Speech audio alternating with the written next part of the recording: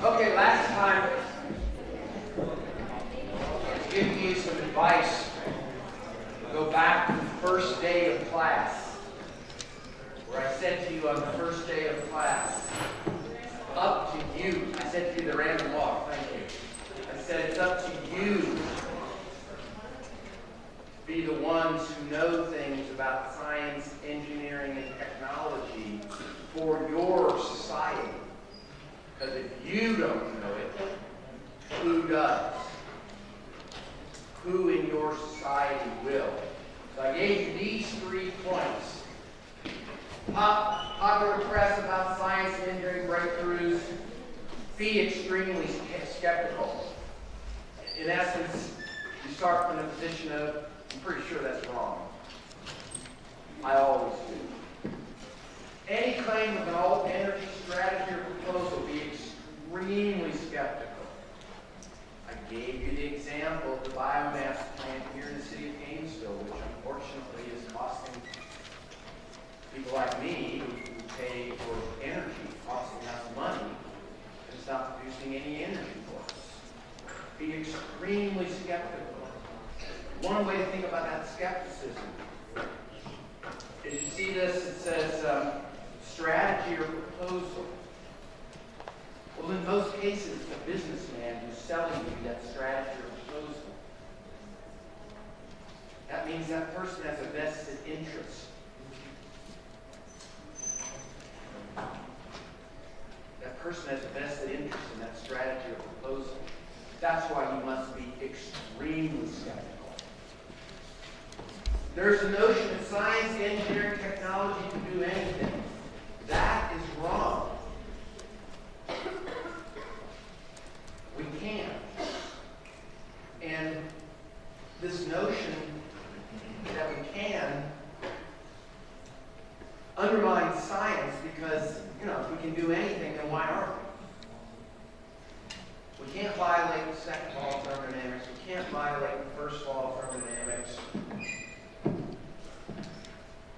And there are problems that we simply can't solve. I gave the example of fossil fuels. The notion that we, smart scientists, engineers, chemists, whatever, can come up with a fuel that will replace all of our fossil fuel consumption in the world today. That notion is wrong. We can't. So now, there's a fourth one. I found my list. This might be the most important of all.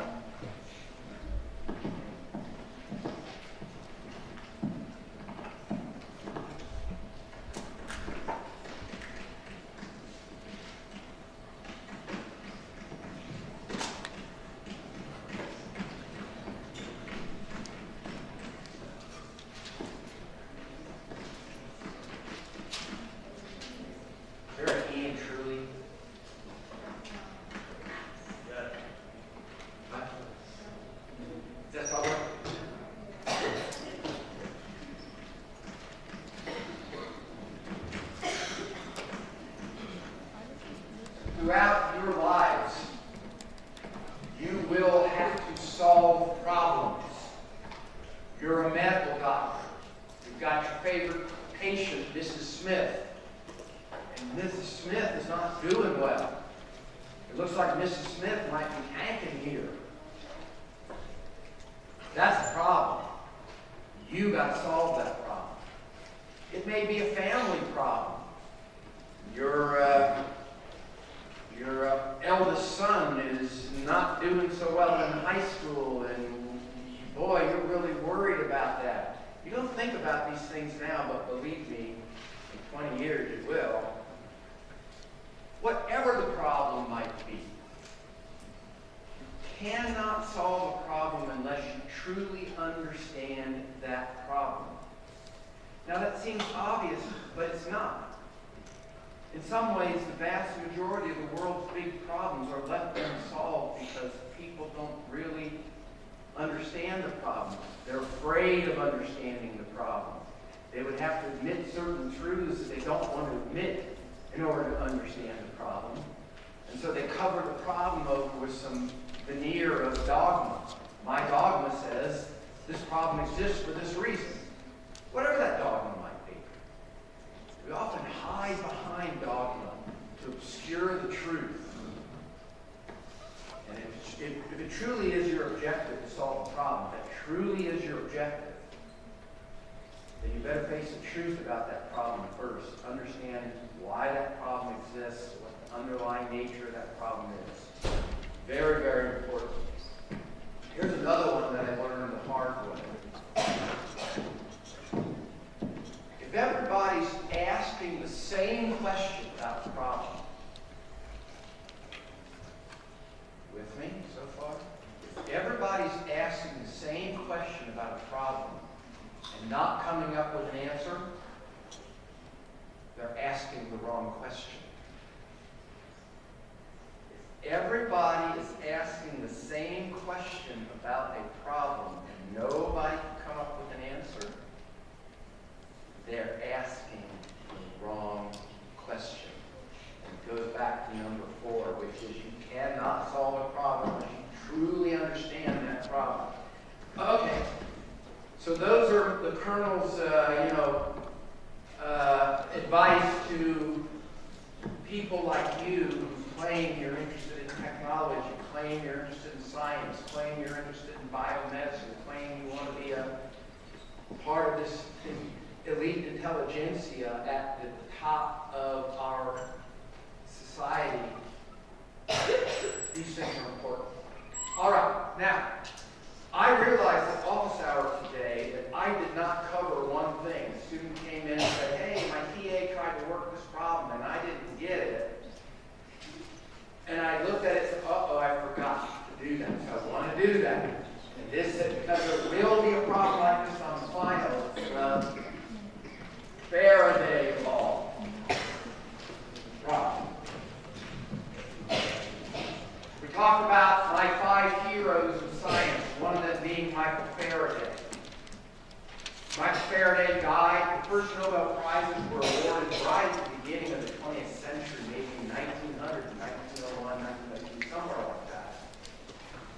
I think it might be true that Arrhenius might have won the first Nobel Prize in chemistry. He certainly won the first and the second. But unfortunately, Michael Faraday died. Oh, you want to hear another reason why I love Michael Faraday? So, I told you, Michael Faraday died before Nobel Prizes came along. So you can't win a Nobel Prize if you're dead. This is why I'm trying to live as long as I can.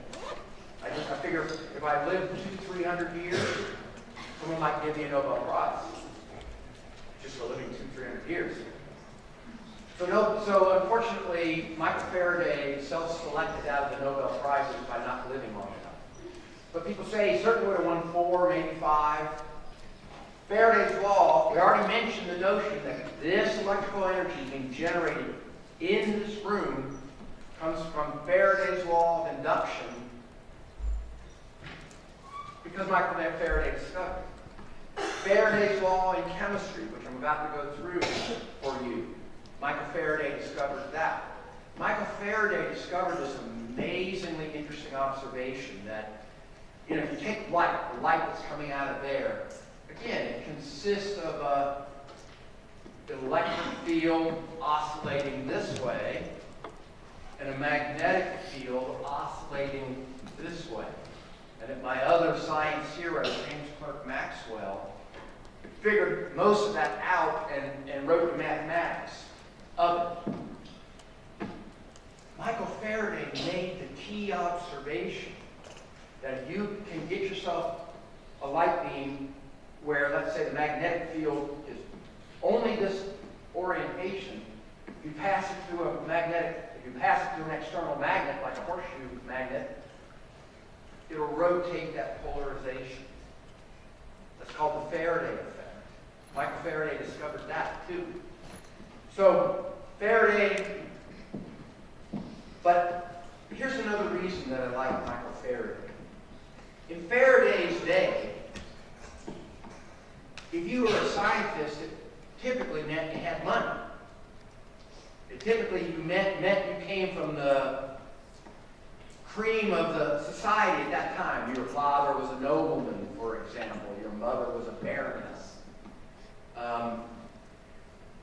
Your father was a rich industrialist. These were called gentlemen scientists.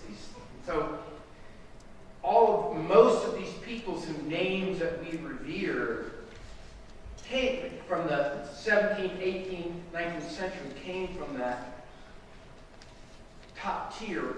Everybody else was a peasant. Well, Michael Faraday came from an uneducated family. It would be quantitatively impossible that he could rise to the top of his field and become one of the great lecturers and professors in England. Impossible. He came from the wrong class of people. It's not possible. But he went and worked for basically cleaning up somebody's laboratory. Started off as the janitor. Cleaning up somebody's laboratory. And this person started discussing science with him and realized this guy Faraday was pretty doggone smart. And started this guy Faraday doing experiments. And then it's like, whoa, this guy Faraday is really smart. Look at this data he's generating. He's writing papers. So he came from being of the lower classes in England at the time to being the most celebrated scientist in the world. And he did it. Not because his mother was a baroness, not because his father was a rich industrialist, not because they had a peerage that goes back to William the Conqueror, because he was smart and vicious and worked hard. And so,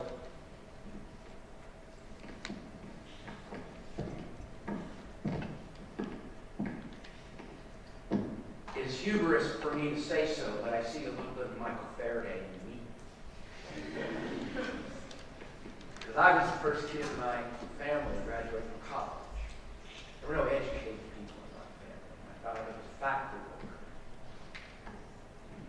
And I think I told you, in elementary school, my parents were told that I wasn't very bright, couldn't concentrate, couldn't focus, and little chance that little Chucky would go to college. Probably better prepare him for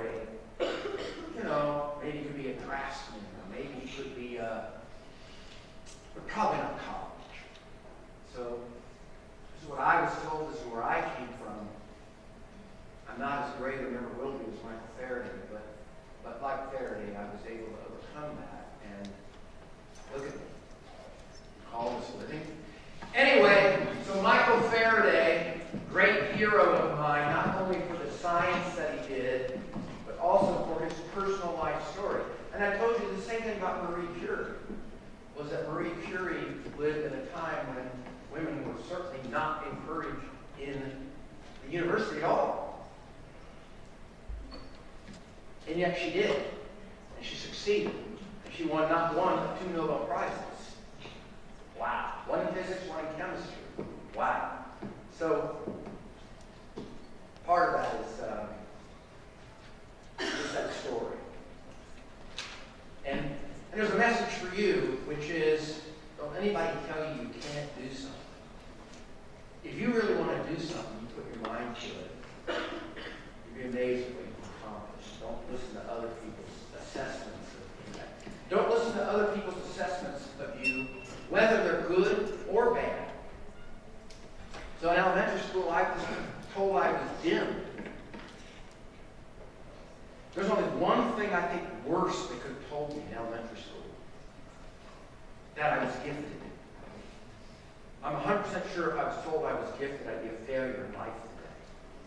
And whenever I hear parents say, hey, my little Jill, she's in the gifted program at, Terwilliger Elementary School, I just want to grab mom and say, that's the worst label you can put on your child.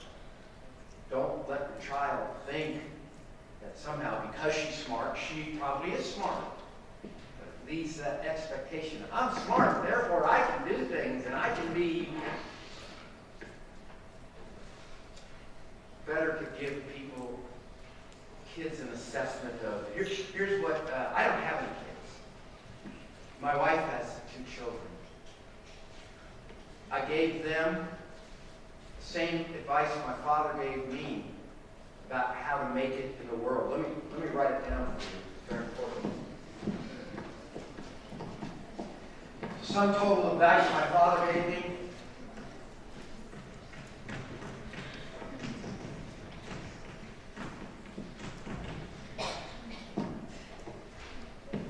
root, my dad was from Kentucky, root, pig, or die. What does it mean? Well, you're a farmer. You've got the family farm. Family farm goes out of business. You're heading to California. You set the pig loose. Now the pig has been used to getting fed. Sort of the way you all are getting, when you grew up, your parents put food on the table and made sure you had clothes. That's sort of like that pig. But all of a sudden that pig is let loose in the world because they sold the family farm and they're moving to California. Root, pig, or die. Meaning, it's up to you, pig, now to find your food. You either find that food by sticking your nose down in the ground and rooting, or you will die. That's the advice my dad gave me. Best advice I ever got. What it means is, you work really, really, really, really, really hard to the best of your ability to accomplish things that you want to accomplish in life. It's sort of like that pig. If he doesn't do that, he's going to die. So anyway, labels. I was labeled dim. The even worse label, I think, is to call a child gifted. The best thing you can say to a child is about the career, about life: root, pig, or die. There you go. Sam Martin, my father. All right. Now, let's get to the Faraday Law Problem. The brilliance of Faraday was that he showed us a quantitative link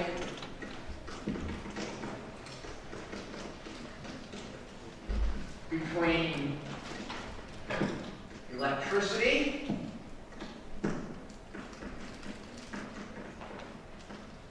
and chemistry. That is what Michael Faraday surely would have won a Nobel Prize for had he lived long enough. One of the many. The quantitative link between electricity and chemistry. So, when we talk about electricity, we want to talk about quantity of electricity.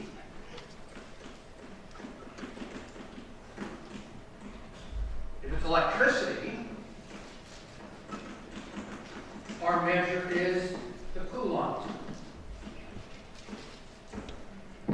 If we're talking about quantity of a substance, chemical substance,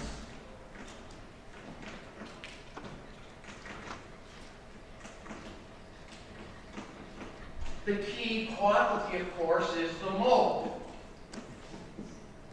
That's what Faraday did. He gave us a quantifiable relationship between quantity of electricity in coulombs and quantity of a chemical substance, an ion, a metal, whatever, and we measure that by moles. That's what Faraday's law is all about. And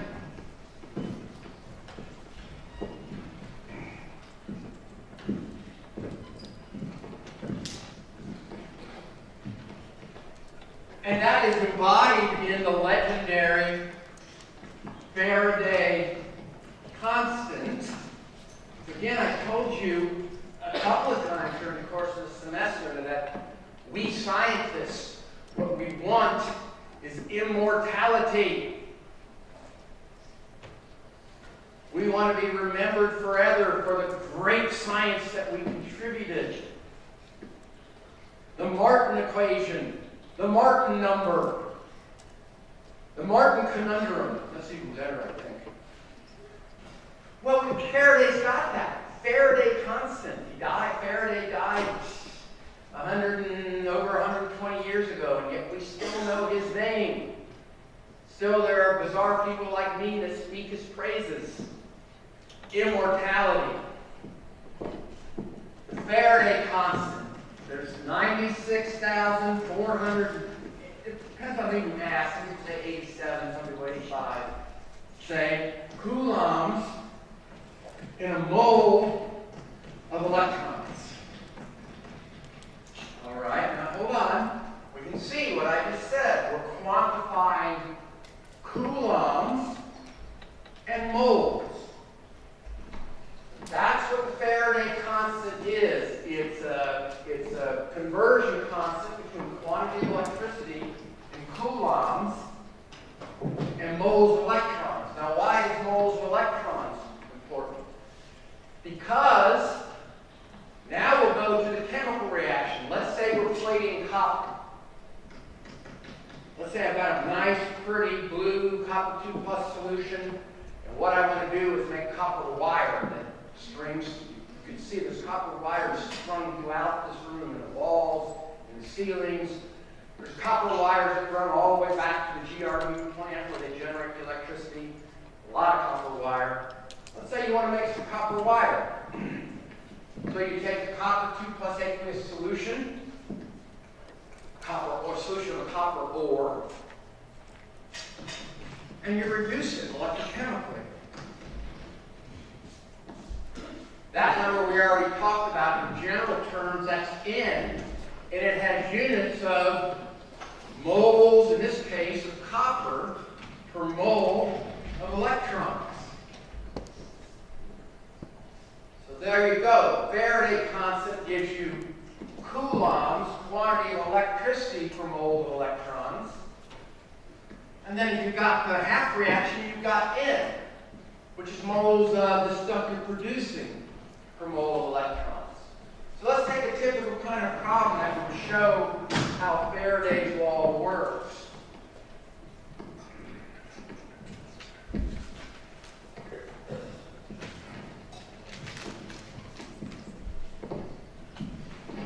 You might say something like,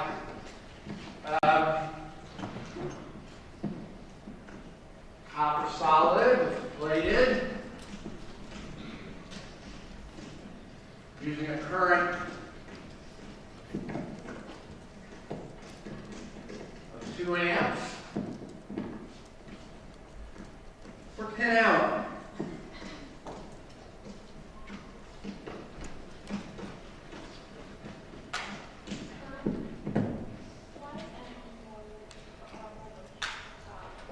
Oh, sorry. Yes. Right, thank you. And moles of electrons. Very good, thank you, for moles of copper. Very good. So 2 amps for 10 hours. How many grams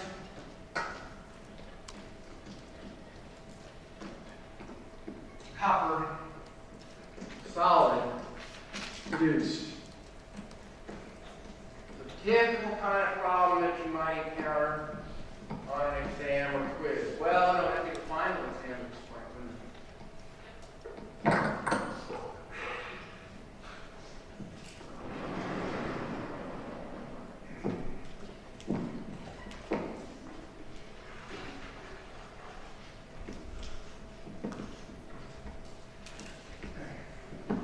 Rip, pay, or die. Did you get that? If you're going to accomplish anything in life, it's because you have the determination, willpower to do it. Ain't nobody going to give you anything, unless you're lucky. Unless your mom's an heiress. My mom wasn't an heiress. That's my biggest disappointment about my mom. She wasn't an heiress. All right, so how do we solve this problem? I've said this many times in this class. For me, when I solve a problem in chemistry, I leave the units in. I cancel units as I go. I I make sure that if the problem says how many grams of copper are produced, that my number, when I get done, has units of grams of copper.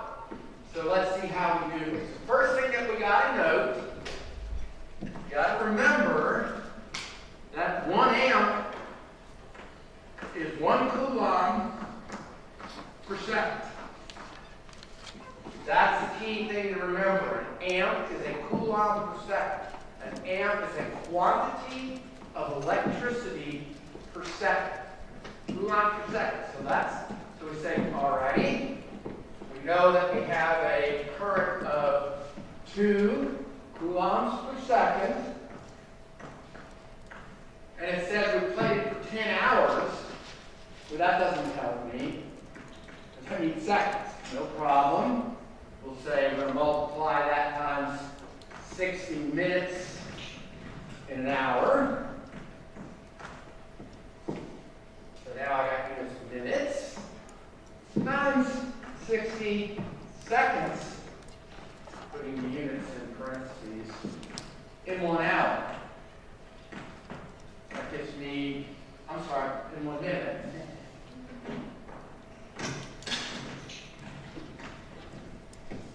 And check it out. Seconds cancel seconds. So key conceptual point. That right there is the quantity of electricity used.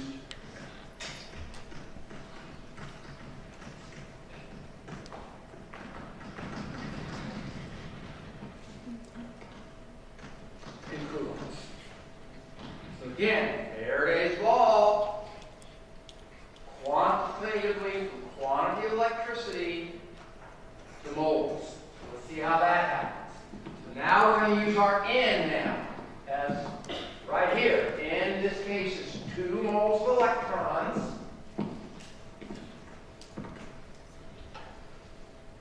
Oh no, sorry. First we're going to divide through by F. Now we're going to do the conversion. F, again, 9647 coulombs per mole of electrons. Ooh. Thank you, Faraday. Now I got moles. Now I can do, I got 1 mole of copper for every 1 mole, for every 2 moles of electrons. Boom! Moles of copper times atomic weight in grams copper per mole copper. Boom! Grams copper. There's Faraday's law. We went from quantity of electricity, there it is, right there, to quantity of copper.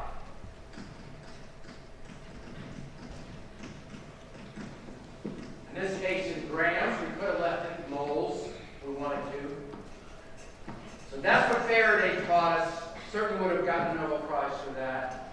And I'll just add that there are many ways to configure this problem. I gave the most direct way.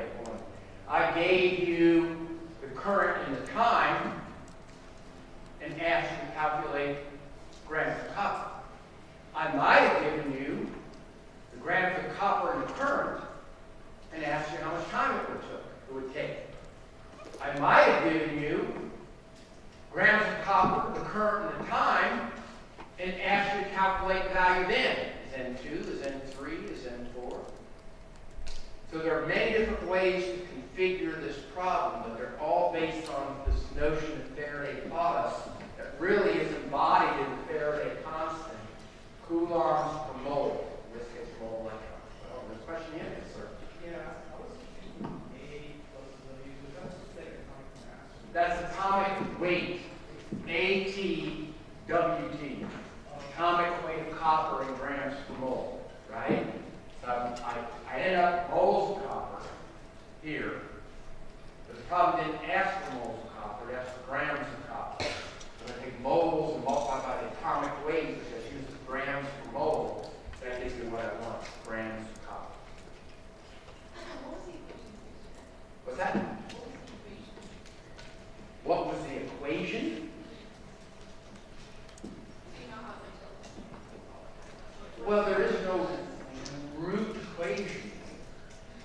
is no root equation? That's a good question because look,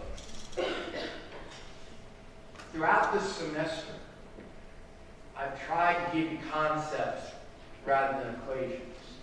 And so, for me, the core concept of Faraday is this notion going from quantity of electricity to quantity of a substance.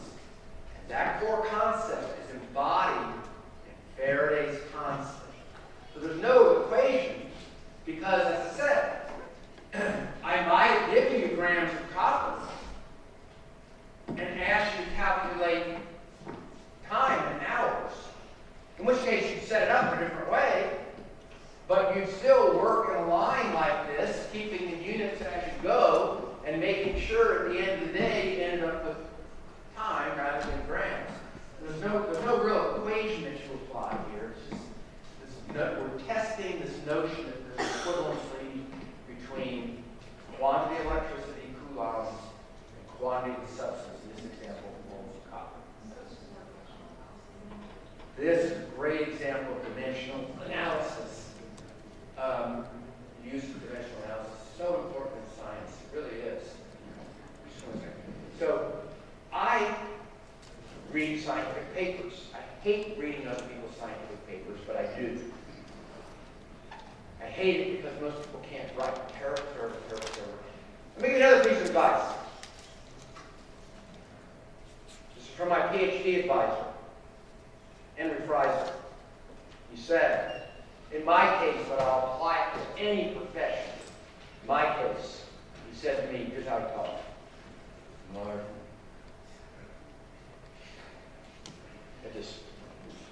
Martin,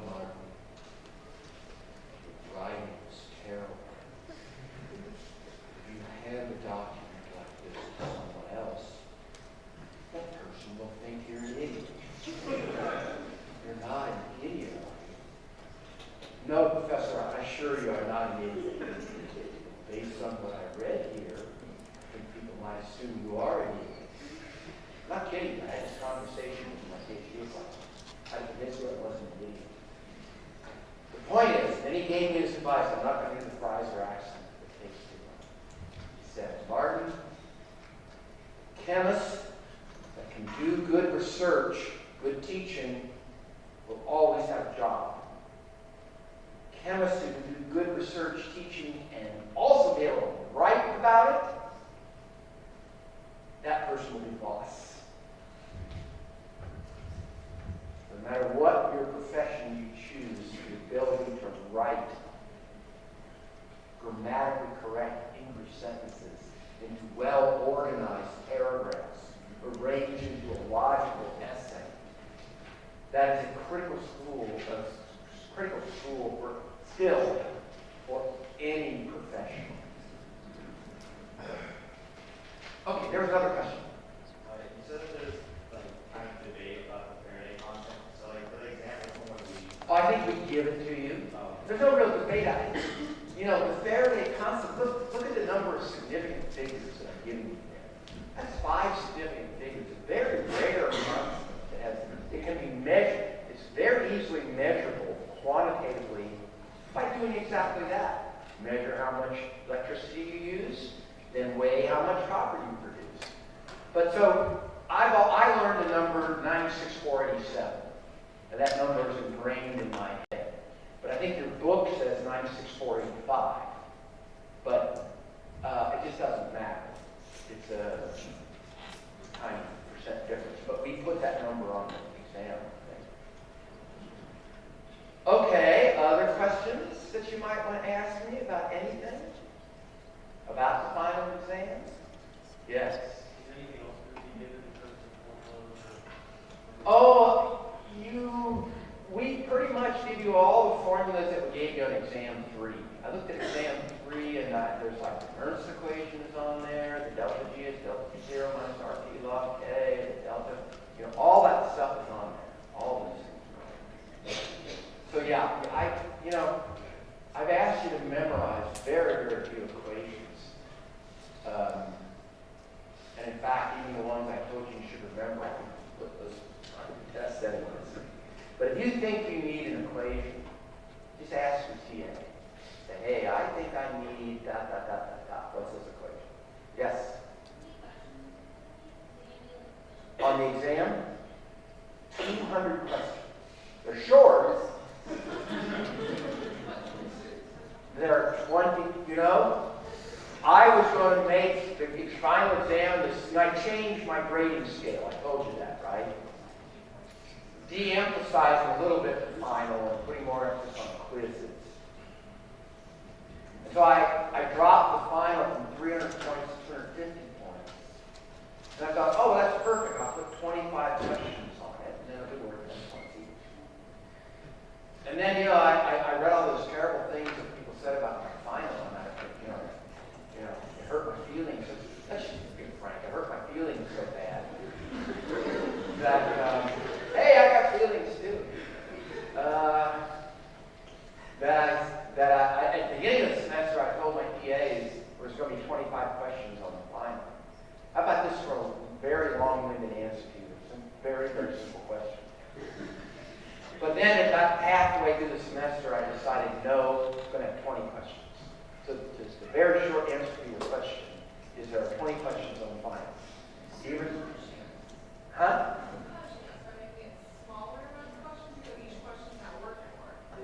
So we're punishing you.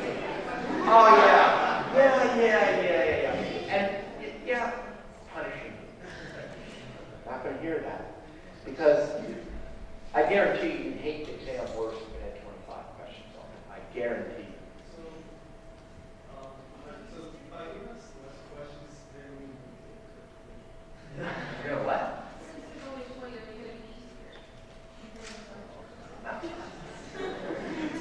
I'll tell you what, I've thought more about this final exam than any final exam I've given in my 35-year history of being a teacher. And so, my opinion is that we erred on the side of being too easy, and that's my opinion. We certainly looked at every single question and asked ourselves, okay, what are the tricks? Is there something here?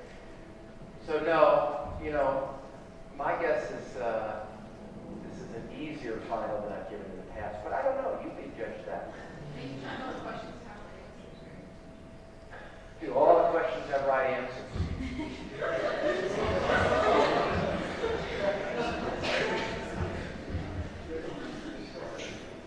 I told you, this is my other bit of general advice. Listening, this is really important. Throughout your career, you will be giving documents to other people. You're a professional, and they're professionals. One professional never gives another professional a document with any typographical errors, grammatical errors, or any kind of errors of any kind. I consider that to be a breach of professional ethics. And I rail on my graduate students about this and my PAs about it. But can I guarantee you that there's no typos? I can guarantee that I'm very, very upset if there are. That's right. All right. Anything else? Yes, ma'am.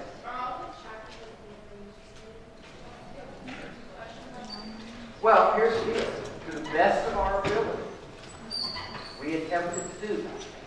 We looked very carefully. We got the after 17, 19, 20, 21. And we attempted to put, let's just say 4. There's about 5 chapters, 4 questions. 4 questions in each title. We attempted to do that. Now, the caveat being, however, are you listening? That I didn't get to test you on some of the electrochemistry stuff. So it may not be 4, 4, 4, 4, 4, maybe 3, 3, 3, 3, and 5, something along those lines. So if anything, there'd be a little bit extra weight on the electrochemistry stuff. But we certainly have problems from every chapter representing everything that I hope I talked to